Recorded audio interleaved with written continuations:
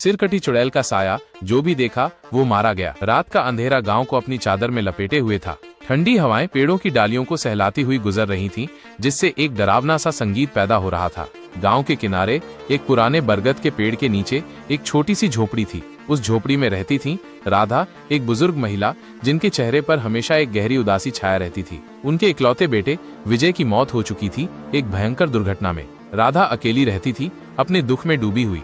गांव वाले उससे दूर ही रहते थे, क्योंकि उन्हें लगता था कि विजय की मौत के बाद से राधा के साथ कुछ अजीब सा हो गया है। एक रात गांव में अफवाह फैली कि बरगद के पेड़ के पास एक सिरकटी चुड़ैल का साया फिर रहा है। गांव वाले डर के मारे अपने घरों में कैद हो गए। कोई भी बाहर निकलने की हिम्मत नहीं जुटा पा रहा था। कहा जाता था कि जो भी चुड़ैल को देखता है उसकी मौत हो जाती है। कुछ लोगों ने दावा किया कि उन्होंने चुड़ैल को देखा है, उसके सिर के स्थान पर खून बह रहा था। उनकी आंखें लाल आग की तरह जल रही थीं और वो एक भयानक चीख के साथ गायब हो जाती थीं। डर का साया पूरे गांव में छा गया था। राधा, जो पहले से ही दुख में डूबी हुई थी, अब और भी ज्यादा डरने लगी। उन्हें लगता था कि विजय की आत्मा उन्हें सता रही है।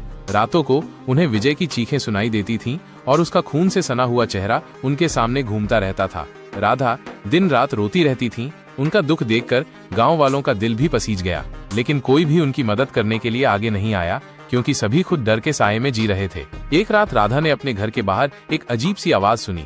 वो धीरे से बाहर निकली और देखा कि बरगद के पेड़ के नीचे एक छोटी सी लड़की बैठी रो रही है। लड़की ने बताया कि उसका नाम अंजलि है और वो अपने माता पिता को ढूंढ रही है। राधा ने अंजलि को अपने घर ले आई और उसे खाना खिलाया। अंजलि ने राधा को बताया कि वो अपने माता पिता के साथ जंगल में घूमने आई थी, लेकिन वह रास्ता भटक गई। अंजलि ने यह भी बताया कि उसने देखा था कि उसके माता पिता को एक सिरकटी चुड़ैल ने मार दिया था। राधा दंग रह गईं। उन्होंने अंजलि की बातों पर विश्वास किया, क्योंकि उन्होंने भी अजीब अजीब सी घटनाएं देखी थीं। राधा को समझ नहीं आ रहा था कि वो क्या करे। उन्होंने गांव वालों को अंजलि की बात बताई, लेकिन किसी ने भी उनकी बात पर विश्वास नहीं किया। गांव वाले उन्हें पागल समझने लगे। राधा अब अकेली ही अंजलि की मदद करने की कोशिश कर रही थी, लेकिन उन्हें पता था कि ये कोई मामूली बात नहीं है। सिरकटी चुड़ैल की कहानी सच थी और अब उन्हें इसका सामना करना पड़ रहा था। राधा ने फैसला किया कि वो इस रहस्य को सुलझाएगी, चाहे इसके लिए उन्हें कितनी भी मुश्किलों का सामना क्यों न करना पड़े। रात का अंधेरा तेजी से बढ़ रहा था। गांव में एक सन्नाटा छाया हुआ था, जैसे कोई सांस लेने से भी डर रहा हो। राधा ने अंजलि को अपने पास ही सुलाया और खुद दरवाजे के पास जाकर बैठ गई। उसकी आंखें हर तरफ खुल खुलकर देख रही थीं। उसे डर था, एक ऐसा डर जो उसकी रूह तक को कंपा रहा था। अचानक उसने एक आहट सुनी। धीरे धीरे वो आहट बढ़ती गई और फिर एक चीख निकली जो राधा की रूह को झकझोर कर रख दिया। चीख इतनी भयानक थी कि अंजलि भी जाग गई और रोने लगी। राधा ने अंजलि को अपने सीने से लगा लिया और डर के मारे कांपने लगी। चीख सुनकर पूरे गांव में हड़कंप मच गया। लोग अपने घरों से बाहर निकले और आपस में बात करने लगे।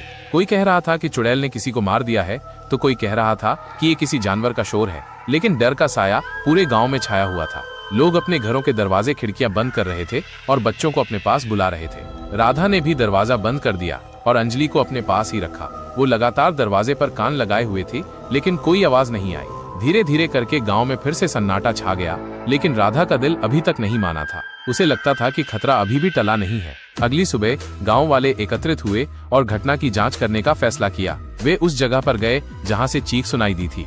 वहां पर उन्हें एक आदमी का शव मिला हुआ था। उसका गला कटा हुआ था और उसके चेहरे पर एक भयानक खौफ की छाया देखी जा सकती थी। गांव वालों में फिर से दहशत फैल गई। अब उन्हें यकीन हो गया था कि गांव में सचमुच में कोई अज्ञात शक्ति है जो लोगों को मार रही है। गांव के बुजुर्गों ने बताया कि इस गांव में पहले भी ऐसी ही घटनाएं हुई हैं। कई साल पहले इस गांव में एक राजकुमारी रहती थी जिसका नाम रानी था। वो बहुत ही सुंदर और दयालु थी। गांव वाले उससे बहुत प्यार करते थे, लेकिन एक दिन एक दुष्ट जादूगर ने रानी को अगवा कर लिया और उसे मार डाला। उसके बाद से ही गांव में अजीब अजीब सी घटनाएं होने लगी। कुछ लोगों का मानना था कि रानी की आत्मा अब भी इस गांव में भटक रही है और बदला ले रही है। राधा ने बुजुर्गों की बातों को ध्यान से सुना। उसे लगा कि इन घटनाओं में कोई न कोई संबंध जरूर है। उसने अंजलि से पूछा कि उसने उस सिरकटी चुड़ैल को कैसे देखा था। अंजलि ने बताया कि चुड़ैल का शरीर काला था, उसके बाल बिखरे हुए थे और उसके सिर के स्थान पर खून बह रहा था। अंजलि की बात सुनकर राधा को लगा कि ये कोई साधारण चुड़ैल नहीं है। ये शायद कोई दुष्ट आत्मा है जो बदला लेने के लिए इस गांव में आई है। राधा ने गांव वालों से कहा कि उन्हें इस मामले की जांच करनी चाहिए। उन्होंने कहा कि ये कोई साधारण घटना नहीं है और इसे हल्के में नहीं लिया जा सकता। लेकिन गांव वाले राधा की बात सुनने को तैयार नहीं थे। उन्हें लगता था कि राधा पागल हो गई है। वे उसे समझाने की कोशिश करते रहे, लेकिन राधा ने उनकी बात नहीं मानी। उसने फैसला किया कि वो खुद ही इस रहस्य को सुलझाएगी। राधा ने अंजलि को अपने साथ लेकर जंगल में जाने का फैसला किया। उसने सोचा कि शायद जंगल में ही उस दुष्ट आत्मा का ठिकाना है। अंजलि डर रही थी, लेकिन राधा ने उसे हिम्मत दी। उन्होंने जंगल में घूमना शुरू किया। जंगल बहुत ही घना था और चारों तरफ अंधेरा छाया हुआ था। राधा और अंजलि डरते हुए आगे बढ़ रहे थे। अचानक उन्हें एक पुराना मंदिर दिखाई दिया। मंदिर के दरवाजे बंद थे और उसके चारों तरफ एक अजीब सी ऊर्जा महसूस हो रही थी। राधा को लगा कि ये वो जगह है जहाँ से सारी बुराई निकल रही है। राधा ने साहस जुटाया और मंदिर के दरवाजे को धक्का दिया।